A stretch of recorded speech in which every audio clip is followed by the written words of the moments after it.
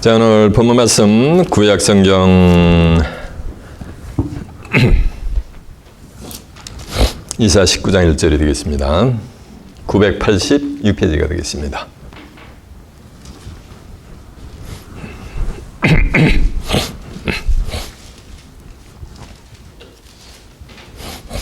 오늘의 본문 말씀 이사 19장 1절이 되겠습니다. 찾은 자 알고 제가 봉독합니다. 애굽에 관한 경고라. 보라, 여호와께서 빠른 구름을 타고 애굽에 임하시리니 애굽의 우상들이 그 앞에서 떨겠고 애굽인의 마음이 그 속에서 녹으리로다. 그가 애굽인을 격동하사 애굽인을 치게 하시리니 그들이 각기 형제를 치며 각기 이웃을 칠 것이요 성읍이 성읍을 치며 나라가 나라를 칠 것이며 애굽인의 정신이 그 속에서 쇠약할 것이요 그 돔은 그의 파하신 바가 되리니 그들이 우상과 마술사와 신접한 자와 요술객에게 무리로다.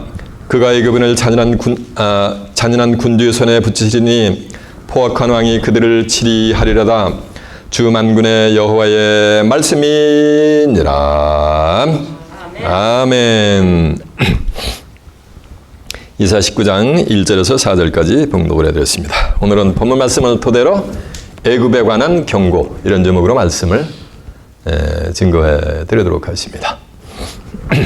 자, 주목하셨습니다. 이사야 19장 1절에서 4절의 말씀을 통해서 애굽에 관한 경고, 이런 제목으로 말씀을 증거해 드리도록 하겠습니다. 이사 33장 잘 주목하세요. 이사 31장 3절에 보면 애굽은 사람이여 신이 아니며 그 말들은 육체여 영이 아니라 라고 해서 애굽은 이 세상을 상징했습니다. 그래서 애굽에 관한 경고라는 말씀은 이 세상에 관한 뭐라는 거야? 경고라는 거예요. 오늘날 기독자들이 요한복음 5장 39절에 있는 말씀과 같이 너희가 성경에서 영생을 얻는 줄 알고 이 성경을 상고하거니와 이 성경이고 내게 대하여 증거하는 것이니라 라고 해서 예수에 대한 증거를 받아서 영생을 얻기 위해서 이 성경을 데이 바이 데이, 에브리데이 상고를 하고 있습니다. 묵상을 하고. 근데 이 성경은 매일매일 묵상을 하고 퀴트를 한다 해서 성경이 깨우침이 오는 것이 아니에요.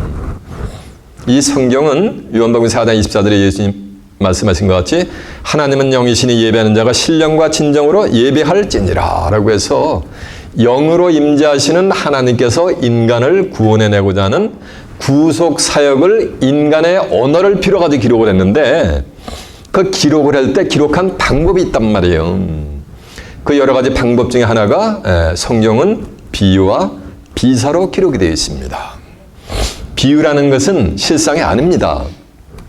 아무리 비유로 얘기를 해도 그건 실상이 아닌 거예요. 실상과 가장 근접한 것을 들어서 실상을 설명하는 것에 지나지가 않습니다.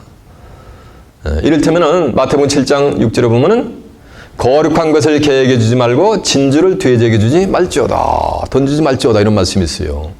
거룩한 것을 누구에게 주지 말라는 얘기야? 개에게 주지 말라는 얘기요. 거룩한 게 뭐냐면 요한복음 17장 17절에 보면 아버지여 저희를 진리로 거룩하게 없어서 아버지의 말씀은 진리니이다 했으니까 거룩한 하나님의 말씀을 누구에게 주지 말라는 얘기야? 개에게 주지 말라는 얘기요. 그러니까 거룩한 것을 개에게 주지 말라. 이 말씀은 거룩한 것을 개에게 주는 뭐가 있다는 얘기야. 아들이 있기 때문에 주지 말라 그러지. 또 진주를 돼지에게 던지지 말래. 진주를 돼지에게 던지지 말라. 이 말씀은 진주를 돼지에게 던지는 뭐냐니까 사람들이 있으니까 하지 말라는 얘기지. 그게 뭐라는 말씀이야? 그게 비유라는 거예요. 비유. 그 비유는 억만 번 들어봐도 그거는 실상을 알 수가 없습니다. 마태복음 13장 45절에 보면 천국은 마치 진주를 구하는 장사와 같은데 극히 값진 진주 하나를 만남에 자기의 모든 소유를 다 팔아가지고 그 극히 값진 진주 하나를 산 것이 천국이래. 이해가 되십니까? 그러니까 천국을 좀 뭐로 비유하겠는가? 천국에 입성할 수 있는 진주 같은 하나님의 보배로운 말씀을 지금 뭐로 비유하겠는 거야? 진주로 비유하겠단 말이야. 그 진주를 누구에게 주지 말라. 돼지에게 주지 말라는 얘기예요. 짓밟고 찢어서 상을 까놓으라면서. 베드로서 2장 20절에 보면 의의 도를 안 후에 받은 의의 도로 의로운 하나님의 말씀을 받고서 안 후에 거룩한 명령을 저버리는 자들이 있단 말이에요. 그걸 따르지 않고 저버리면은 차라리 저희가 듣지 아니함이 저에게 나을 뻔하였느니라. 라고 하시는 말씀이 참 속담의 일익을 개가 토하였던 것으로 돌아가고 돼지가 씻었다가 더러운 구덩이에 도로 누웠다는 말씀이 저희에게 뭐하니라? 응하니라. 라고 한 줄로 믿습니다. 그러니까 의의 도를 알고 받고서 하나님의 거룩한 명령을 저버리는 자들을 뭐로 비유하겠는가? 지금 개나 뭐로 비유하겠는가? 돼지를 비유하겠는 거예요. 개돼지로. 이 개돼지가 전부 뭐야? 다 사람이야. 그러니까 문자적으로 보면 이해가 돼야 안 돼요. 비유의 말씀을 가지고는 죽었다 깨려도 하나님의 의도를, 하나님의 뜻을 알 수가 없어요. 비유의 말씀을 가지고. 그걸 실상으로 비유의 말씀을 실상으로 깨우쳐야 이 성경을 깨우침 받을 수 있는 거예요. 제가 이 단상에서 증거하는 것은 시간마다 증거하는 것은 비유의 말씀을 증거하는 것이 아니에요. 실상의 말씀을 증거하는 거지. 그래서 설교 제목 중에 가장 많은 것들이 뭐뭐뭐의 비밀, 뭐뭐뭐의 실상 이런 설교 제목들이 많죠. 이유가 있어서 그런 거예요. 호세아 12장 10절에 보면 내가 여러 선지자에게 말하였고 이상을 많이 보였으며 선지자들을 빙자하여 비유를 베풀었대. 하나님이 선지자들을 빙자해가지고 구약 성경을 전부 뭐로? 비유로 다 기록을 해놨단 말이에요. 기록을 해놓으셨다는 거예요. 그리고 예수님도 마태복음 13장 34절에 보면 예수께서 이 모든 말씀을 비유로 말씀하시고 비유가 아니면 아무 말씀도 하지 아니하셨느니라 했단 말이에요. 그러니까 하나님도 비유로 말씀하시고 예수님도 뭐냐가 비유로 말씀하셨단 말이에요. 그러니 실상을 알 수가 있어요, 없어요? 없지. 그러나 요한복음 16장 25절에 보면 때가 이르면 다시는 내가 너희에게 비유와 비사를 하지 않고 아버지에 된 것을 밝힐러 주시리라라고 한 줄로 믿습니다. 때가 이르면 밝힐러 준다는 얘기예요. 비유의 말씀을 가지고 하늘의 뜻을 알 수가 없어요. 계시록 22장 10절에 보면 이측에 예언의 말씀을 임봉하지 말라. 왜냐하면 때가 가까우니라. 비유의 말씀은 전부 임봉된 거예요. 아무리 읽어봐도 암송을 해도 의미를 알 수가 없으니까 그건 임봉된 거나 마찬가지인 거예요. 이해가 되십니까? 근데 때가 되면 임봉하지 말라는 얘기는 뭐니까? 비유의 말씀은 다 실상으로 뭐니까? 가르쳐 주라는 얘기예요.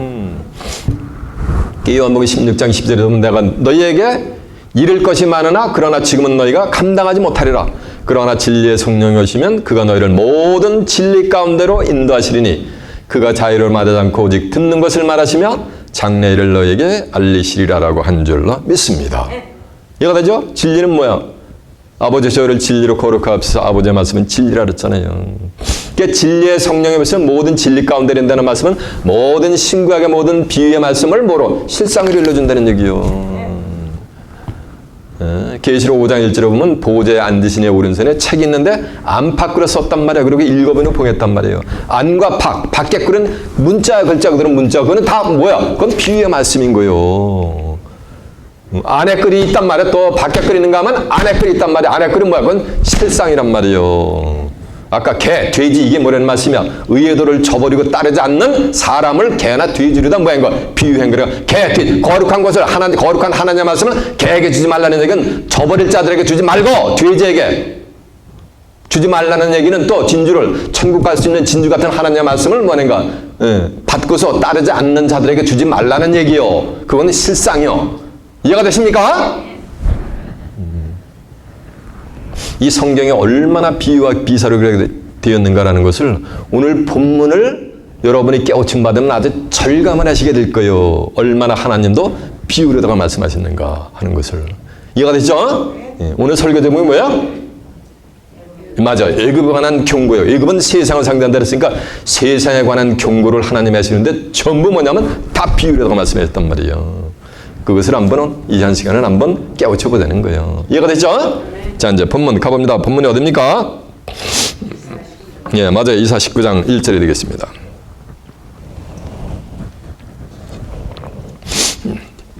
애굽에 관한 경고라. 경고라는 것은 하나님이 심판을 하기 전에 미리 뭐냐가 예언해 주는 거예요. 이해가 되시죠? 애굽에 관한 경고라는데 이 애굽이 오늘날 저기 북아프리카에 있는 에집트 그걸 얘기하는 게 아니라는 거예요. 구약에 있었던 에집트라는 나라, 강대국이었던 에집트라는 나라를 말하는가 비유해서 지금 말씀하시는 거예요. 애굽은 뭐라 그랬어요? 세상이라 했잖아요. 사람 사는 세상. 이 사람 사는 세상은 창세기 13장 10절에 보면 에덴 동산 같대요. 하나님의 에덴 동산이 얼마나 살기 좋았어요. 그러니까 세상 사람들이 요즘 뭐래요? Enjoy your 뭐야? Life 하잖아요. 네 인생을 즐기라고 얼마나 좋은 세상이냐고. What a 뭐 wonderful life 하잖아요. 그러면서 뭐냐가 부어라 마시라 시집가고 장가고 사고 팔고 신고 집을 짓는데 다 뭐냐가 다 미쳐 돌아가잖아요. 그래서 에덴 동산 같은 게 세상에서 이래요. 거적을 깔아도 뭐야지? 이 생이 좋지. 기독교인들한테 그 좋은 천국 빨리 갈래? 이 세상 하직할래요? 아니면 한 10수년, 한 20, 30년 더 살다 가실래요? 그러면은 99점 뭐인가? 99%에 더 심해. 99는 뭐인가? 비둘기 같이 99는 어디 간다? 천국 가는 곳이 아니고 어디 있다? 20, 30년 더 여기 있을래? 한단 말이에요. 그렇게 이 세상이 에덴 동산 같다는 거예요. 그러나 하나님의 백성들은 누구를 바라봐야 되는가? 누구를 의지해야 되는가? 하나님을 의지해야 되는데 하나님의 백성들이 누구를 의지하면 이 애굽을 의지한단 말이에요. 애굽을, 세상을. 그래서 이사 30장 7절은 애굽의 도움은 뭐 하는가? 무익한 거예요. 백해 무익한 거예요. 요한복음 6장 63절에 보면 살리는 것은 영이니 육은 무익하니라. 내가 너에게 이르니 말이 영이여 뭐라 했어요? 생명이라 했잖아요. 육은 무익한 거란 말이에요. 아무리 도움을 받고 도움을 주어본들 한 줌의 흙으로 가긴 마찬가지라는 거예요. 심판받기 매일반이라는 거예요. 그러면서 하는 말씀이 애굽은 가만히 앉은 기생 뭐예요? 라합이라 일컫겠고 기생은 뭐하는가? 자기에게 돈 주면 무조건 대감마님 어이구 버선바람이 달려나오면서 서방님 한단 말이에요. 그래서 돈이 없으면 어떻게 되는 거야? 그냥 정갱이를 걷어치면서 그냥 문전박대하는 게 그게 기생인 거예요. 세상은 뭐가 되는가? 그와 같다는 거예요. 그래서 애굽을 의지하는 기생을 의지하는 것 같이 백해 뭐하다? 무익하다는 거예요. 하나님의 백성들은 하나님을 의지해야 되는데 하나님의 백성들이 전부 애굽을 의지해. 근데 애굽을 의지하는 것은 사람이 상한 갈대지팡이를 의지하는 것과 매일반이니라 이런 말씀을 해요. 킹 데이빗은 주의 진 내가 사망의 음침한 골짜기로 다닐지라도 해를 두려워하지 아니할 것은 주의 지팡이와 막대기가 나를 안위하심이니라 라고 한 줄로 믿습니다. 그런데 하나님의 백성들은 주의 지팡이를 의지하는 것이 아니고 뭐야? 상한 뭐하는가? 갈대지팡이를 의지하니 상한 갈대지팡이를 들고서 무거운 짐을 질다니까 어떻게 된가? 그냥 곤두박질 쳐버리잖아요. 예? 그와 같다는 거. 그러니 유익이 있어요? 없어요? 하나님의 백성들한테? 뭐 유익이 없는 거예요. 그래서 애굽을 의지하는 자들은 이사야 31장 1절에 보면은 전부 화가 임하게 돼 있어요. 하나님의 백성들은 누구를 의지해야 되는 거야? 하나님을 의지해야 되는데 애굽을 의지한단 말이에요. 구약 시대에 보면 여차하면 북방에서 북쪽에서 쳐들어오면 여차하면은 뭐 해야 되는 거야? 멸망받을까봐 어떻게 되는 거야? 하나님의 백성들이니까 누구를 의지해야 되는 거야? 하나님을 여호와 하나님을 의지해야 되는데 뭐냐가 눈을 저쪽으로 남쪽으로 돌려가지고 뭐냐가 애굽을 의지하려는단 말이에요. 그것을 뭐냐가 빙자석은 문자고 빙자석 영적인 의미는 애굽은 이 세상이란 말이에요. 하나님의 백성들인 하나님을 의지해야 되죠. 하나님이 뭐요? 태초에 말씀이 계시니라 이 말씀이 하나님과 함께 계시니 이 말씀은 건 뭐요? 하나님이요. 나의 삶의 모든 문제에 봉착을 하게 되면 그 문제의 해답을 줄 수 있는 솔루션은 어디에 있다? 다 여기 있는데 어디서 의지하려래? 오늘날 기독교인들이 세상에서 의지하려단 말이에요. 해결하려단 말이에요. 그것이 상한 갈대지팡이를 의지하는 것과 같은 거예요. 이해가 되세요? 그래서 애굽의 소리는 전부 뱀의 소리요. 뱀이 뭐요? 여자를 꿰는 뱀. 창세기 3장 1절에 보면 여자까지 에덴 동산에서 뭐하는가? 여자까지 꿰어버리잖아요. 그런 거란 말이에요. 애굽의 소리는 헐딱헐딱 뭐하는가? 다 넘어가는 거예요. 계시록 20장 1절에 보면 하늘에서 한 천사가 무적인 열쇠와 쇠사슬을 가지고 쫙 누르면서 용을 딱 잡아버린 거예요. 그래서 그놈이 뭔가 자세히 보니까 그놈이 옛뱀이란 말이에요. 마귀요 뭐냐면 사단인 거예요. 뱀의 소리라는 얘기는 무슨 소리라는 얘기야? 사단의 소리라는 얘기예요. 이 세상 소리는. 그 소리 들어서는 생명이 있다 없다. 그래서 예수님은 뭐니까 그 소리 들어본들 너희들에게 백해 무익하다. 이거라서 살리는 것은 영이니 육은 뭐니까 무익하니라고 해. 그 애굽의 도움을 받아본들 받은 자나 뭐냐면 도움을 준 자나 다 함께 하나님이 뭐는가 손을 드시면 다 멸망을 받게 돼 있단 말이에요. 그러니까 백해 무익한 거지. 그러나 하나님은 여호와 하나님은 예수님을 의지하는 자는 뭐를 얻게 된다는 말씀이요? 생명을 얻는다는 얘기요. 그 생명은 내가 너희에게 이르니 말이 영이요 뭐라? 생명이라는 거예요. 요한복음 14장 6절에 보면 예수님이 내가 그 길이요 진리요 생명이니 나로 말미암지 않고는 아버지께로 올 자가 없느니라라고 한 줄로 믿습니다. 그 생명을 받은 자만이 어디 가는 거예요? 아버지께 나가는 거예요. 이해가 됐죠? 이제 애굽에 관한 실상을 깨우침 받으셨습니까? 그래서 이 세상을 의지해야 됩니까? 어떻게 해야 돼요? 하나님의 백성들이 이 유다 백성 특히 유다 백성이라고 하는 자들이 애굽을 의지해가지고 애굽을 따라 날아가면은 칼과 기근과 연병이 유다 백성 뒤를 따라가가지고 전부 멸망시켜버려요. 유다 백성은 어디에 머물러 있어야 돼? 항상 맞아요. 시온에 남아 있어야 되는 거예요. 예루살렘에 머물러 있어야 되게 될 줄로 믿습니다. 그래야 거룩하다 생명책의 농맹이 되게 될 줄로 믿습니다. 자, 등건 내용들을 한두 구절 확인해 볼까요? 자, 먼저 이사야 31장 한번 가보세요. 이사야 31장이 몇 페이지냐면요 1001페이지가 되겠습니다.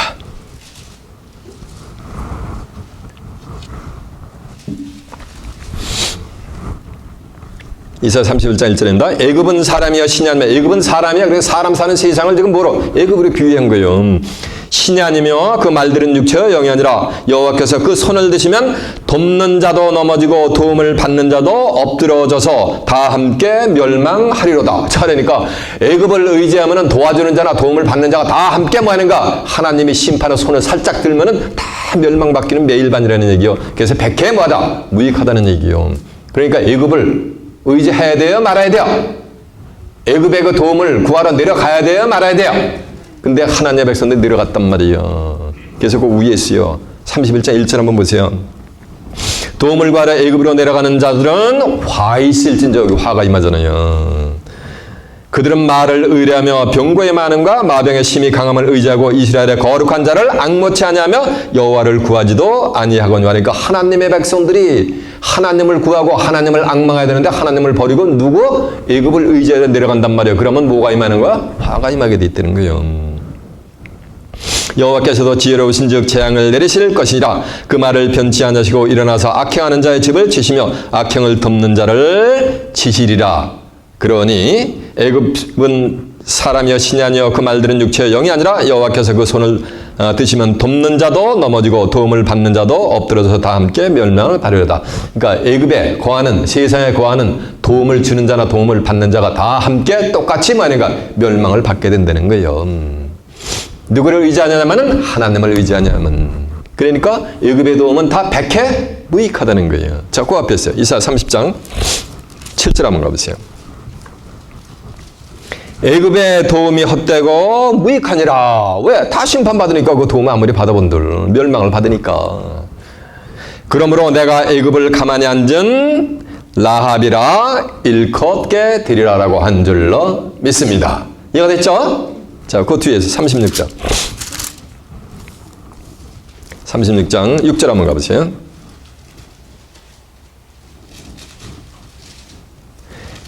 내가 애굽을 의뢰하는도다. 그것은 상한 갈대 지팡이와 일반이라. 사람이 그것을 의지하면 손에 찔려 들어가려니 애굽 왕 바로는 그 의뢰하는 자가 이와 같으니라. 그러니까 애굽 왕 바로를 의뢰하는 자는 이 세상 왕을 의지한단 말이에요. 그런 자들은 상한 갈대질을 말하는가? 의지하는 거와 뭐냐 같다는 얘기예요. 누가? 하나님의 백성들이.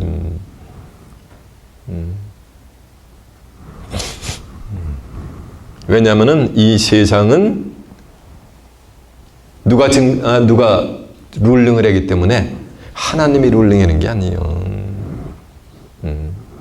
그래서 이 세상을 정한 때가 되면은 뭐냐면 악한 자의 손에 하나님이 넘겨준단 말이에요. 그래서 악한 자가 룰링이 되기 때문에 악한 자를 따라갔다가는 다 심판을 뭐 하는가 받게 돼 있다는 거예요. 자, 예레미야 한번 가보세요.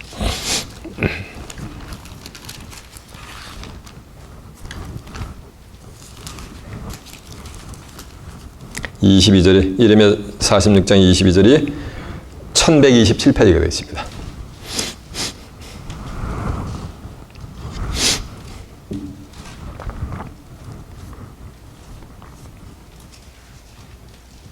애굽의 소리가 뱀의 소리 같으리니 이는 그들의 군대가 벌목하는 그 위에서부터 한번 볼까요? 자, 20절부터 한번 보겠습니다. 애굽은 심히 아름다운 송아지라도 북에서부터 멸망이 이르렀고 이르렀느니라. 그 중에 고용군은 외양간의 송아지 같아서 돌이켜 함께 도망가고 서지 못하나니 재앙의 날이 이르렀고 벌 받는 때가 왔음이니라. 애굽의 소리가 뱀의 소리 같으리니 이는 그들의 군대가 벌목하는 자같이 도끼를 가지고 올 것입니다. 나 여호와가 말하노라. 그들이 황충보다 많고 계수할 수 없으므로 조사할 수 없는 그의 수풀을 찍을 것이니라. 딸 애굽이 수치를 당하여 북방 백성의 손에 부침을 입으리로다 라고 한 줄로 믿습니다. 이해가 되죠? 이 북방 백성 이게 마귀 새끼요. 느부갓네살 왕을 뭐냐면 빙자한. 이해가 되세요? 자, 그 후임해봐요. 25절 보면은 나 만군의 여호와 이스라엘의 하나님의 말하노라. 보라, 내가 노예 아논과 바로와 애굽과 애굽 신들과 왕들 곧 바로와 그를 의지하는 자들을 벌할 것이냐. 내가 그들의 생명을 찾는 자의 손 곧 바벨론 왕 느부갓네살의 손과 그 신하들의 손에 붙이리니 그리할지라도 그 후에는 그 땅에 여전히 사람 살 곳이 되리라. 여호와의 말이니라라고 한 줄로 믿습니다. 그래서 자 보세요. 이 애굽을 자, 보세요. 애굽을 누구한테 붙이는 거야? 북방의 왕인 바벨론의 느부갓네살 왕의 손에 붙인다는 얘기요. 그래서 애굽을 심판한다는 얘기요. 이 바벨론인 고대에 없어졌는데 바벨론이 세상 끝날에 가면 다시 등장합니다. 큰 성 바벨론, 귀신에 쳐서 각종 더럽고 가증한 새에 모인 것이 바벨성이란 말이에요. 그 바벨성의 성주가 누군지 아세요? 그게 계시록 17장에 나오는 음녀란 말이에요. 그래서 이 세상은 누구의 손에 붙인다는 얘기요? 음녀의 손에 붙인다는 얘기요. 음녀가 7머리 10뿔 짐승을 쫙 대당하고 다니면서 온 세상을 뭐하는가 지배하게 돼 있단 말이에요. 성경에는 기간까지 나와요. 계시록 13장 5절에 보면 백성과 무리와 열국과 방언을 갖다가 42달 동안 뭐하는 거야? 지배를 하게 만든단 말이에요. 이게 다 바벨론 왕의 손에 뭐하는가 붙이게 되어 있는 거예요. 그 내용 한번 확인해 보겠습니다. 자, 계시록 18장 한번 가보세요.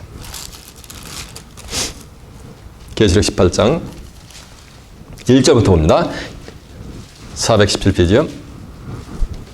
이르에 다른 천사가 하늘에서 내려오는 것을 보니 큰 권세를 가졌는데 그의 영광으로 인하여 땅이 환해지더라. 힘센 음성으로 외쳐가라되 무너졌도다 큰 성 바벨론이여 귀신의 처소와 각종 더럽은 영에 모이는 곳과 각종 더럽고 가증한 새에 모이는 것이 되었도다. 그 음행의 진노의 포도주를 인하여 만국이 무너졌으면 그러니까 만국이 세상 모든 나라가 다 뭐야? 진노의 포도주에 다 무너졌다는 얘기가 진노의 포도주를 다 마셨다는 얘기야. 이 온 세상 사람들이.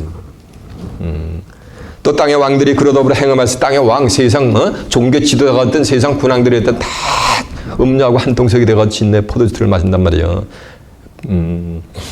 음행하시며 땅의 상고들이 그의 사치 세력을 인하여 지배하였도다. 또 내가 들으니 하늘에서 다른 음성이 나서 가라되 내 백성아 거기서 나와 그들의 죄에 참여하지 말고 그들의 받을 재앙들을 받지 말라. 그 죄는 하늘에서 한번 쳤으며 하나님은 그들의 불의한 일을 기억하신지라. 그러니까 하나님의 백성들도 심지어는 어디에 기어들어가 있는 거 지금 이 바벨성에 들어가 있다는 얘기요. 오늘날로 기독교인들이 지금 어디에 매여 있다는 얘기요. 하나님을 의지하는 것이 아니고 어디에? 애굽에 매여 있다는 얘기요. 응? 바벨론에 매여 있다는 거예요. 그 바벨론 성주가 누군가 그 위에 있어요. 계시록 17장 18절 보세요.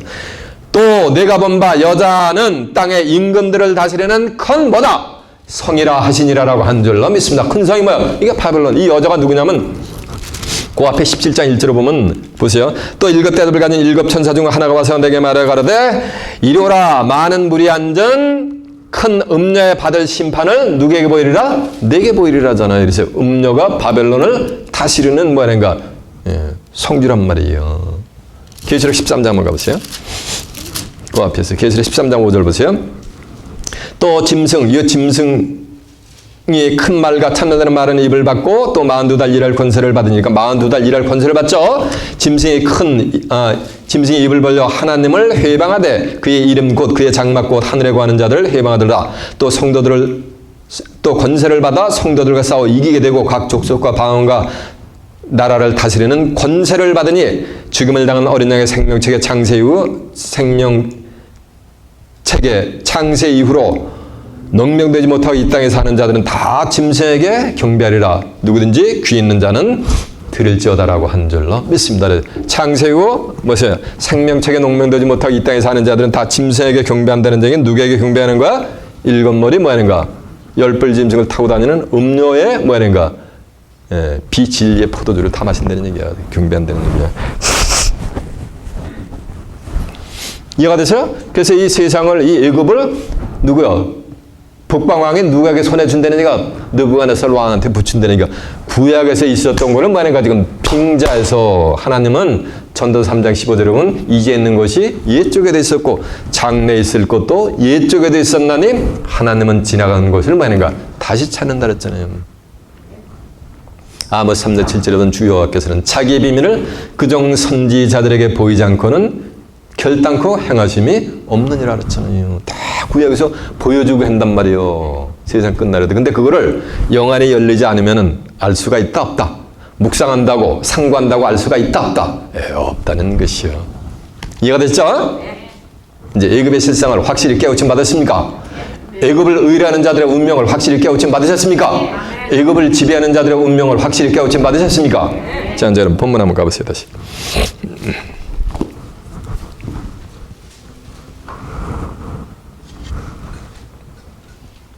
애굽에 관한 경고라. 보라 여호와께서 빠른 구름을 타고 애굽에 임하시리니 애굽의 우상들이 그 앞에 떨겠고 애굽인의 마음이 그 속에서 노리리라. 보라 여호와께서 빠른 구름을 타고 애굽에 임하시리니. 그러니까 여호와께서 빠른 구름을 타고 애굽에 임한다는 얘기는 여호와께서 빠른 구름을 타고 뭐 하는가? 이 세상에 임한단 말이에요. 그러니까 문자적으로 보면 여호와께서 빠른 구름이니까 구름이 막 먹장 구름이 비 올라오고 소나기가 올라오고 빨리 지나가는 그 구름을 타고 하나님이 오신다는 얘기잖아. 문자를 보면 그게 전부 뭐란 얘기야? 이것도 다 비유란 말이에요.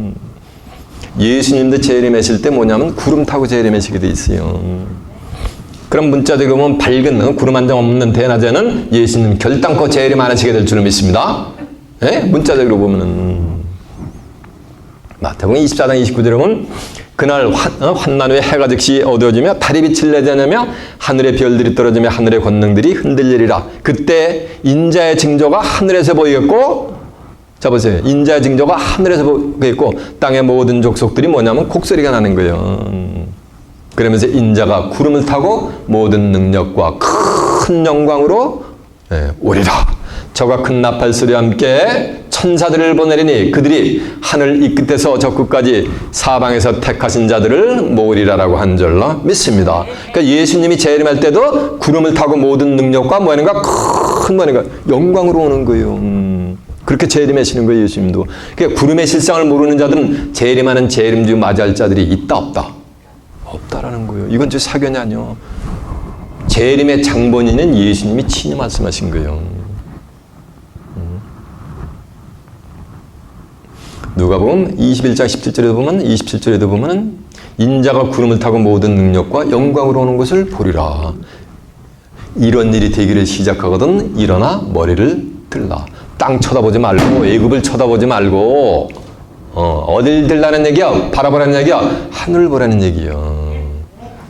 너희 구속이 가까웠느니라라고 한 줄 나 믿습니다. 이렇게 예수님도 뭐 하는 거야? 구름을 타고 재림하신단 말이에요. 그래서 구름의 실상을 모르면 재림의 실상을 알 수가 있다 없다? 없다라는 것이요. 그런가 하면 하나님도 지상에 임할 때 하나님의 세상, 인간 세상을 떠나셨는데 인간 세상에 다시 임할 때 하나님도 구름을 타고 오신단 말이에요. 그런데 하나님은 조금 더 빨라 예수님보다. 그래가지고 빠른 구름을 타고 임하신데 오늘 본문에 보니까 이해가 되시죠? 마태복음 21장 33절에 보면 한 사람이 포도를 만들고 줍자는 굴을 트고 망대를 세우고서 농부들에게 세를 주고 타고 한 거예요. 그래서 실과 때가 돼가지고 종들을 보내니까 종들을 죽이고 하나는 돌로 치고 하나는 또 죽여버리는 거예요. 그러니까 다시 더 많은 종들을 보내니까 또 똑같이 해버리는 거예요. 그러니까 안 되겠다. 이번에는 아들을 보내면 저희가 공경할 것이다. 이러면서 아들을 보내니까 이 포도원 농부들이 자, 이는 상속자니 우리가 죽이자. 그러면서 이 포도원을 뭐 하는 거야? 자기들이 차지하자, 소유하자 이러면서 아들을 갖다가 영문 밖에 가서 죽여버린 거예요. 그 아들이 예수님이요. 그러면 누가 오시는지 아세요? 40절에 보면 그러면 포도원 주인이 올 때 이 농부들을 어떻게 한다 그랬어요? 진멸을 시키는 거예요. 그러면서 포도원은 제때 실과를 바칠 만한 다른 농부들에게 세로 주게 된다고 한 줄로 믿습니다. 여러분들은 다른 농부들이 되시길 바랍니다. 저는 다른 농부요. 이해가 되세요? 이렇게 하나님이 지상에 임할 때, 애굽에 임할 때도 뭐냐가 구름을 타고 임한단 말이에요. 세상 끝날에는 구름이 꽉 들어차게 돼 있어요. 그날에 에스겔 30장 3절은 그날은 여호와의 날인 거예요. 심판의 날인 거예요. 로마서 2장 16절에 보면 하나님께서 그리스도로 말미암아 사람들의 은밀한 것을 심판하는 그날에서 성경의 그날은 뭐라는 거야? 심판의 날이에요. 근데 그날은 분노의 날이고 여호와의 날이 그날이 가까웠다. 여호와의 날이 가까웠다. 구름의 날일 것이요 열국의 때인 거예요. 그러니까 심판 날이 되면 심판 때가 되면 구름이 뭐라는가 꽉 들어차게 되는 거예요. 스바냐 1장 15절에 보면 그날은 분노의 날이요 황무와 폐괴의 날이요. 이해가 되시죠? 분을 쏟아내는 하나님의 분을 이 지상에 쏟아내는 날이요.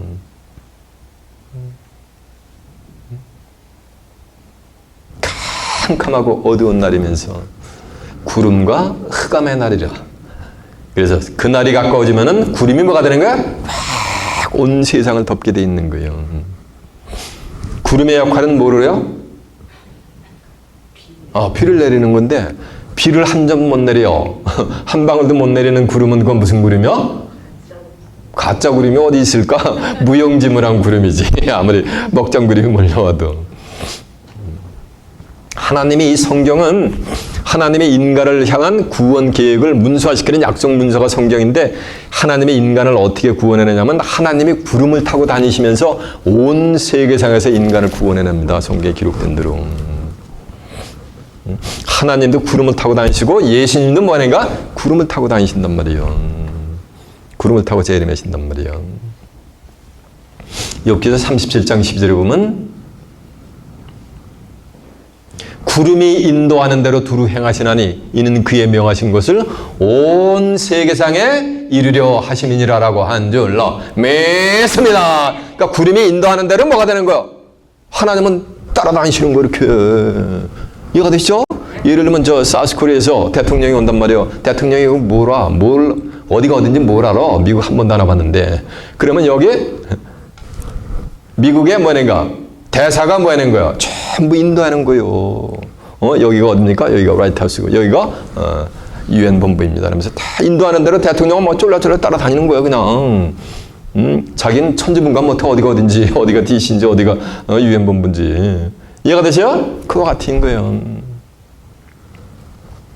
그래서 구름을 실상을 깨우침 받아야지 안단 말이에요. 구름 속에 감춘 비밀을. 이 구름이 비밀이거든. 유다서 1장 12절에 보면 이 사람들은 기탄 없이 너희와 함께 먹으니 애찬의 암초요 자기 몸만 기르는 목자여 바람에 물려가는 뭐다?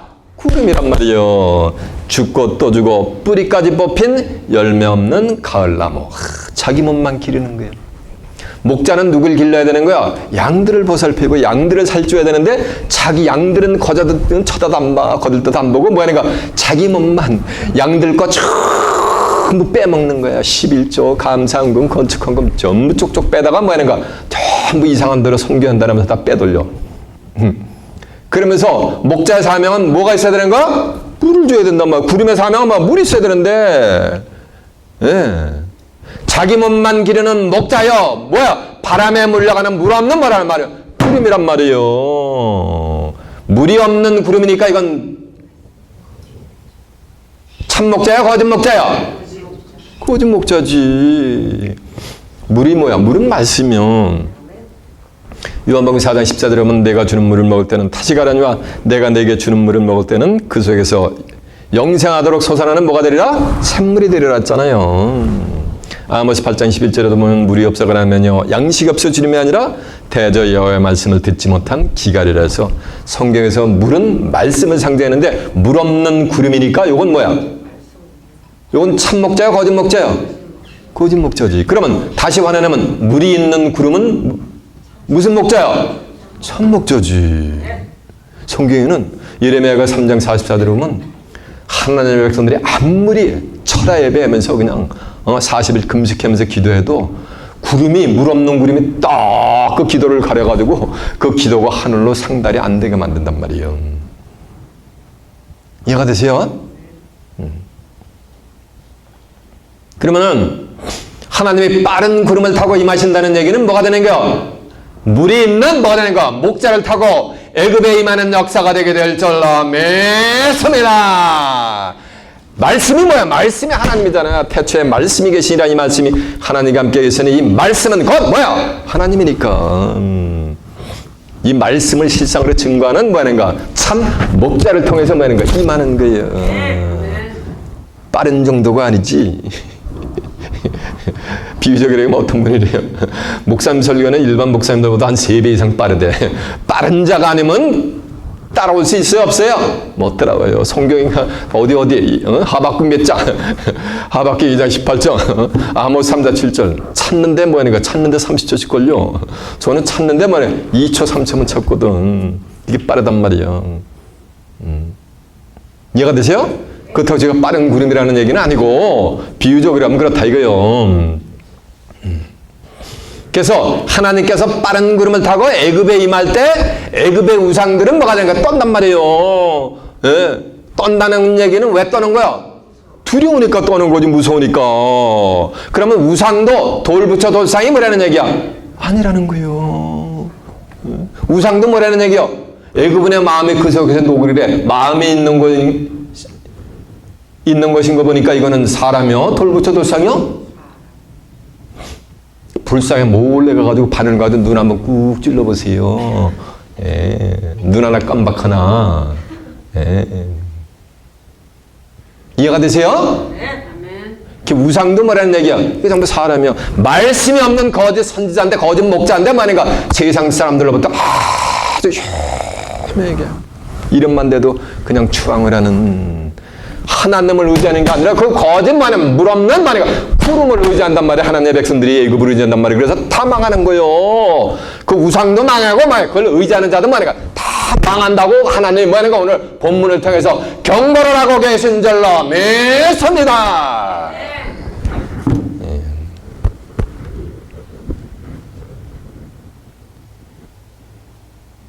이사 41장 21절에 보면 나 야곱의 왕이 말하노니 너희 우상들은 소송을 일으키라. 이거 너희들이 심판받지 않을 뭐가 있으면은 근거가 있으면은 소송을 한번 일으켜보란 말이에요. 그러면서 나 야곱의 왕이 말하노니 너희는 확실한 증거를 한번 보여보라 이 말이에요. 우상들에게. 왜? 우상은 심판받기 때문에. 왜 나를 이렇게 심판해요? 이러면서 하늘의 뜻같이 뜻 가운데 살았는데 하면 어떻게 살았는가 한번 증거를 보여달라 이거요.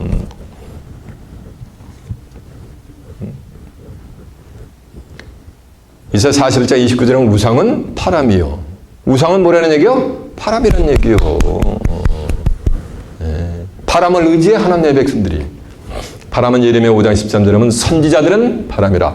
말씀이 그 속에 있지 아니한 즉 그들이 이같이 당하려니까 말씀이 없는 선지자니까 이거 참 선지자요? 거짓 선지자요? 참 목자요? 거짓 목자요? 거짓 목자인데 우상이 됐단 말이요. 그 우상을 누가 만들었냐면 사람들이 만든 거예요. 하나님의 백성들이 거짓 목자를 우상화시킨 거예요. 이스라엘 백성들이 출애굽할 때 모세가 하나님 만나러 산 위에 올라가니까 아론을 위해서 온 장로들이 전부 뭐하는가? 뭘 만들어요? 그 금송아지 우상을 만드는 거 이것이 우리를 애굽에서 인도해낸 뭐다? 참신이라 하고 이집거리면서 우상을 섬긴단 말이에요.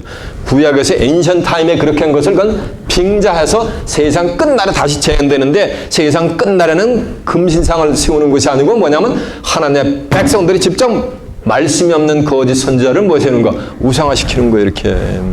그래가지고 우상으로 말하게 한단 말이에요. 계시록 13장 15절에 보면 우상으로 뭐냐면 말을 하게. 이해가 되세요? 그러니까 우상이 말씀이 없는 거짓 선지자인데 말씀이 없는 거짓 선지자가 말하는 것은 그 입에서 나는 건 전부 참말의 거짓말이에요. 거짓말만 토해내는 거예요. 그걸 다 먹는 거예요. 하나님의 백성들이. 그게 다 심판을 받는 거예요. 도움을 받는 자나 도움을 주는 자나 심판받기는 뭐라 했어요? 다 매일반이라 했잖아요. 둘 다 심판받는다 그랬잖아요. 그래서 하나님의 백성들이 새긴단 말이에요. 하박기 2장 18절에 보면 새긴 우상은 그 새긴 자에게 무엇이 유익하겠느냐. 부어 만든 우상은 거짓 스승이라. 우상을 다 만들잖아 부어가지고. 근데 그 우상이 돌부처 스승이 아니고 거짓말하는 자가 스승이란 말이에요. 그들이 말하지 못하는 이 우상을 의지하니 그들이 이같이 당하리고 그들이에게 아무 유익이 없느니라라고 성경은 선포를 하고 있는 줄로 믿습니다. 우상은 뭐 하는가? 심판받기 때문에 떠는 거예요. 그래서 애굽인의 마음이 뭐가 되는가? 녹아 문드러지는 거예요. 하나님의 심판을 하고 손을 한번 들으면 사람들의 뭐냐면 마음이 다 녹아내리게 돼 있습니다. 누가복음 21장 26절에 보면 사람들이 하늘에 이 심판에 임하는 그 소리만 들어도 소문만 들어도 하나님의 백성들이 세상 사람들 애굽 사람들이 전부 기절초풍을 한단 말이에요. 기절을 해버린단 말이에요. 이해가 되세요? 그런 내용이 성경에 구구절절히 기록이 되어 있단 말이에요. 자, 일단 우상에 관한 거 한두 구절 확인 한번 해볼까요? 예, 이사야서 한번 가보세요.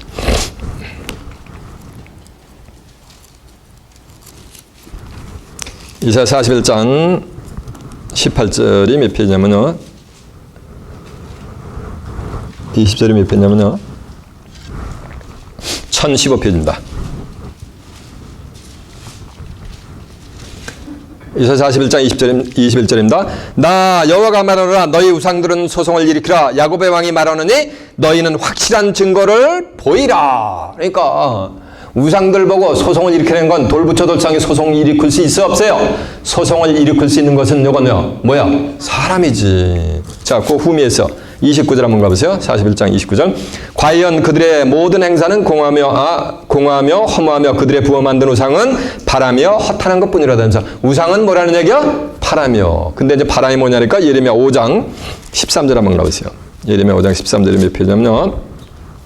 1057페이지가 있습니다. 선지자들은 바람이라 말씀이 그들의 속에 있지 아니한즉 그들이 이같이 뭐하리라? 예, 당하리라 라고 한 줄로 믿습니다. 선지자들이 뭐래요? 바람이란 거예요. 근데 선지자는 선지자인데 뭐 하는 거? 예? 말씀이 그 속에 있지 않는 이같이 당하니까 말씀이 없는 뭐가 되니까 거짓 선지자가 우상화가 됐다는 얘기예요. 자, 이제 하박기 2장 18절에 몇 페이지냐면 1303페이지가 되겠습니다. 다 증거 내용들을 확인시켜 드리는 거예요. 제가 지금 뭐를 설명하겠어요? 우상을 설명했단 말이에요. 하박기 2장 18절이요. 색이 있는 우상은 그 색에 만든 자에게 무엇이 유익하겠느냐. 그러니까 색이 있는 우상이니까 우상을 뭐 하는 거? 새겨버리는 거예요. 부어 만든 우상은 뭐다? 거짓 스승이라니까 우상이 뭐예요? 사람이라는 얘기예요. 만든 자가 이 말하지 못하는 우상을 의지하니 무엇이 유익하겠느냐라고 한 줄로 믿습니다. 나무들을 깨라 하며 말하지 못하는 돌더러 일어나라 하는 자에게는 화가 있을진저 그것이 기운을 베풀겠느냐. 보라 이는 금과 은으로 입힌 것인지 그 속에는 생기도 도무지 없느니라. 오직 여호와는 그 성전에 계시니 온 천하는 그 앞에서 잠잠할지니라라고 한 줄로 믿습니다. 이해가 되십니까? 자, 이제 시간이 없어요. 그래서 기절하는 거 한번 볼까요? 이사야 13장 8절 한번 가보세요. 7절부터 보면 6절부터 보면 너희는 애곡할지어다 여호와의 날이 가까웠으니 전능자에게서 멸망이 임할 것임이니라. 그러므로 모든 손이 피곤하며 각 사람의 마음이 녹을 것이니라. 마음이 뭐가 되는가? 마음이 녹아내리는 거예요. 이제 심판을 받기 때문에. 예, 누가복음 21장 한번 가보세요. 누가복음 21장 26절 한번 가보세요. 몇 페이지냐면요. 133페이지요.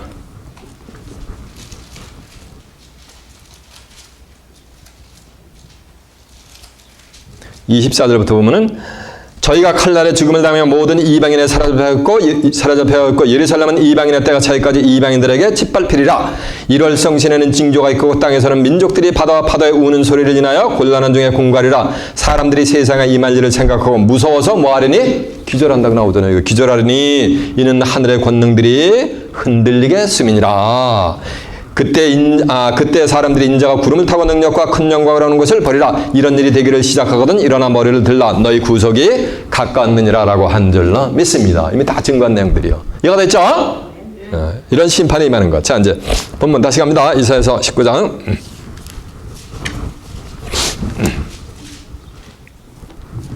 1절 다시 갑니다. 애굽에 가는 경구라. 보라, 여호와께서 빠른 구름을 타고, 이제 빠른 구름을 타고 임한다는 거 의미를 깨우침 받으셨죠? 타고 애굽에 임하시니 애굽의 세상을 깨우침 받으셨습니다. 애굽의 우상들이 그 앞에 떨겠고 애굽의 우상들이 떠는 것에 정체를 깨우침 받은 줄 믿습니다. 애굽인의 마음이 그 속에서 녹아 문드러진다. 기절한다. 다 깨우침 받은 줄 믿습니다. 그러니까 성경이 뭐가 되는가? 팡 뚫려버리잖아. 실상으로 증거하니까. 그게 실상으로 증거하는 건 한 번 들으면 마음에 새겨지는 거예요. 잊어버리진 않아요. 이해가 되세요? 왜? 실상으로 주기 때문에. 그 원리를 터득시켜준단 말이에요. 2절 보니까 그가 애굽인을 격동케 하나님이 애굽인을 격동케 하사 애굽인을 치게 하시리니 그들이 각기 형제를 치며 각기 이웃을 칠 것이요 성읍이 성읍을 치며 나라가 나라를 대적해서 칠 것이며. 그러니까 저들끼리 서로 쳐가지고 뭐 하는가 다 심판 죽이고 살리고 한다는 얘기요. 그래서 세상 마태복음 24장 7절에도 보면은 세상 끝날의 징조를 예수님이 설명하는데 민족이 민족을 나라와 나라가 뭐 하는가 대적해서 일어나는 거예요. 그러면 첫째 기근과 재난이 임하는 거예요. 이 모든 것은 재난의 뭐냐 시작일 뿐인 거예요. 사사기 1절에도 보면은 미디안 족속과 동방 족속을 기드온의 300인 용사가 무찌를 때 뭐냐면 나팔을 부러지끼면서 항아리를 깨면서 횃불을 쳐드니까 저들이 마음이 뭐하는가 기드온의 칼날에 닿으면서 혼미돼가지고 저들끼리 서로 쳐 죽이는 걸 가지고 시체가 땅에 뭐냐 그냥 시체가 땅을 덮어버려요.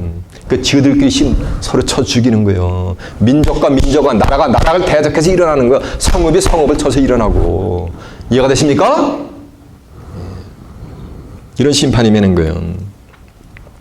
그러니까 3절 보니까 애굽인의 정신이 그 속에서 쇠할 걸고 애굽인의 정신이 기절한다 그랬잖아요. 아까 마음이 녹아 문드러진다 그랬잖아요. 네?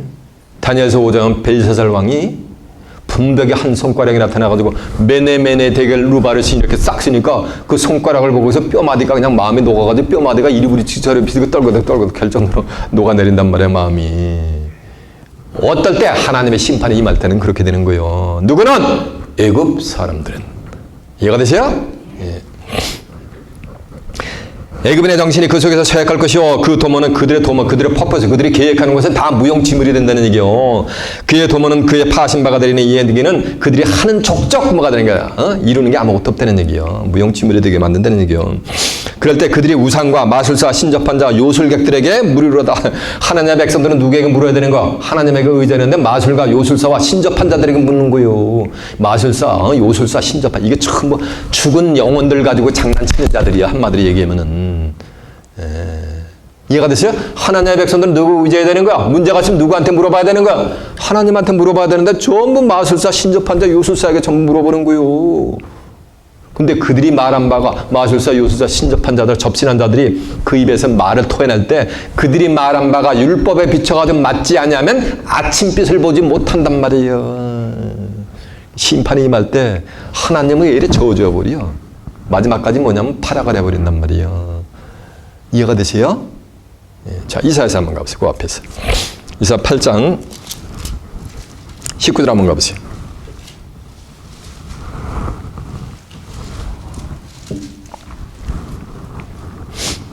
혹이 너에게 구하기를 기절거리며 속살거리는 신접한 자, 요게 뭐니까? 요게 잡신에 붙들린 거예요. 신접한 자와 마술사에게 물으라 하거든 백성이 자기 하나님께 구할 것이 아니냐? 산 자를 위하여 죽은 자에게 구하겠느냐? 하라 이 말이야. 살아있으면 살아있는 하나님에게 자기의 문제를 구해야 되는데 죽은 뭐한테? 영혼들한테 구한다는 얘기야. 누가? 하나님의 백성들이. 오늘날 기독교인들이 뭐 하는가? 문제가 생기면 어디서 답을 찾아야 되는가? 성경에서 하나님께 찾아야 되는데 어디서 찾는? 세상에서 찾는다는 거예요. 이해가 되세요? 신접했다니까 무당 같은 거 신접해가지고 몸 떨면서 이게 신접한 게 아니야. 그건 그림자고. 잡신에 사로잡힌 사람의 말을 듣는다는 얘기요. 하나님의 백성들이 오만 가지 유전과 전통과 교리에 사로잡혀 있는 거짓 목자의 말을 따라간다는 얘기요. 그걸 이렇게 비유를 한 거예요. 육신적으로 기독교인들이 무당한테 가지고 자기 신수를 본다는 얘기 아니요. 이해가 되십니까? 마땅히 율법과 증거의 말씀을 쫓을지니 그들의 말하는 바가 이 말씀에 맞지 아니하면 정녕 그들이 아침빛을 보지 못한다는 게 다 죽는다는 얘기예요. 심판받는다는 얘기예요. 이 땅으로 헤매며 곤가에 줄일 것이니라. 그 줄일 때에 번져 자기 왕 자기의 하나님을 저주할 것이며 위를 찾아보거나 땅을 굽어보다 환난과 흑암과 고통의 흑암뿐이라. 그들이 심히 흑암 중으로 쫓겨 들어가리라. 흑암들이 전부적으로 자 심판받는다는 얘기예요. 이해가 됐죠? 그래서 하나님의 백성들은 누구만을 의지해야 되는 거야? 하나님만을 의지해야 되는데 이렇게 전부 문제가 있을 때 신접한 자와 마술사와 요술객들에게 가서 묻는다는 얘기야.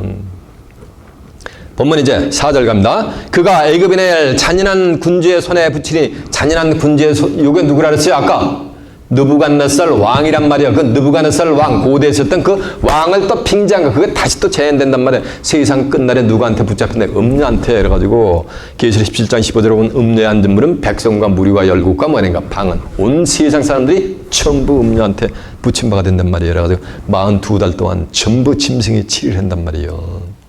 다 짐승에게 경배하게 한단 말이에요. 짐승에게 경배하면 계시록 14장 9절에 보면 전부 세세토록 고난에 불심판을 피할 수가 없단 말이에요. 이해가 되십니까?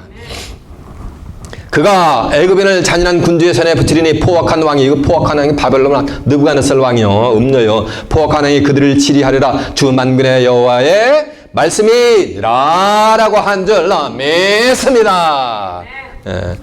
자, 예레미야 42장 15절 한번 가보세요.